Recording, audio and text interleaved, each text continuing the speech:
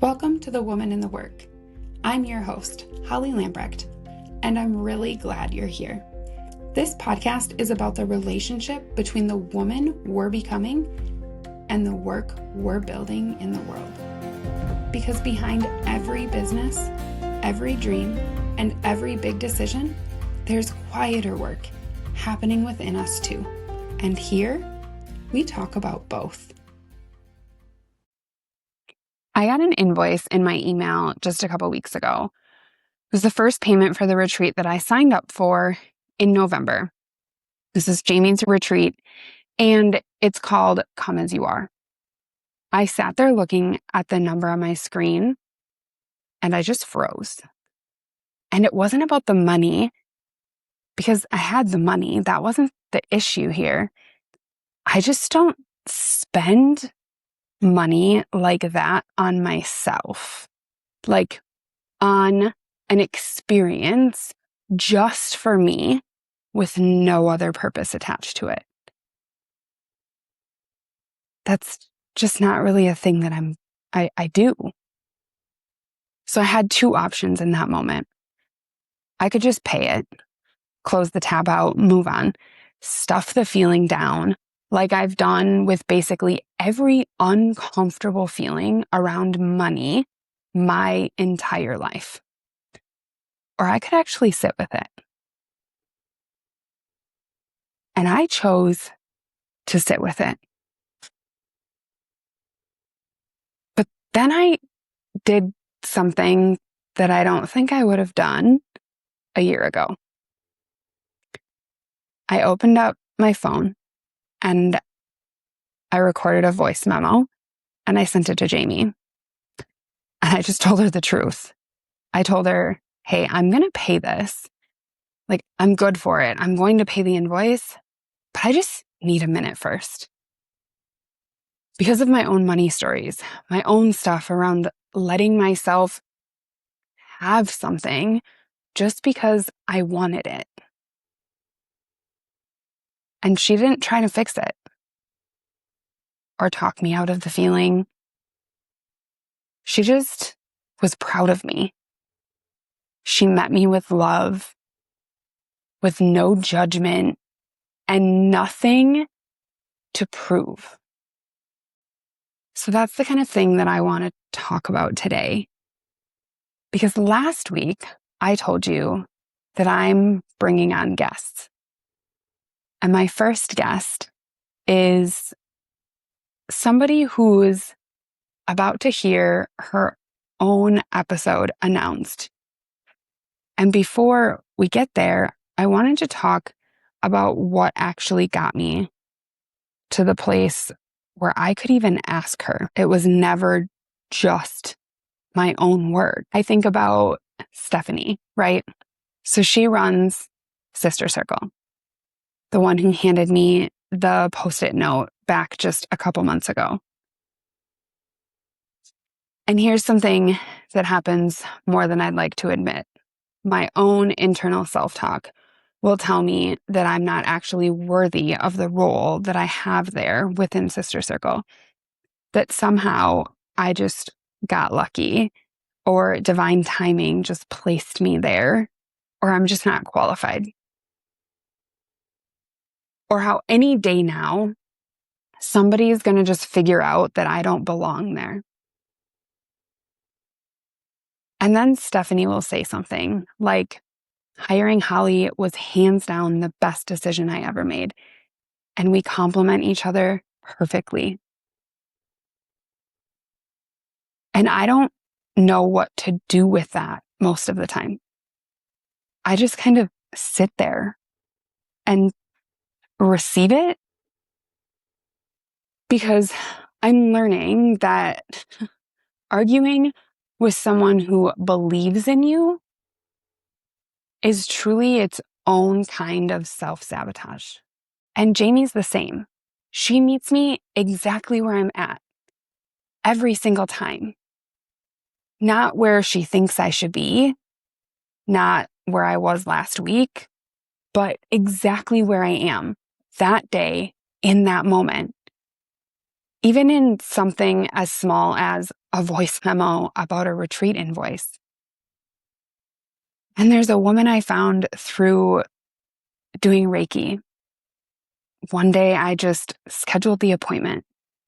She was somebody totally new to me at the time, somebody I didn't know from anywhere. And what we created together just in that first session felt like absolute magic, genuinely.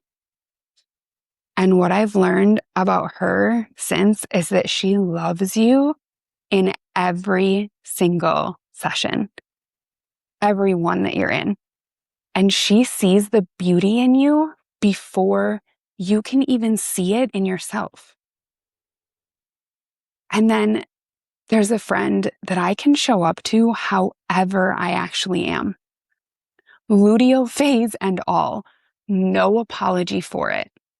We can go grab tacos or give each other chocolate and just talk about the things that most people don't say out loud. All the taboo stuff, all the hard stuff. And I never once feel judged in those conversations. I just feel truly seen. And then there's a woman who I met in like darkest part of this whole journey. And we've talked about motherhood, about nervous systems, regulation of ourselves and our children, about all of it.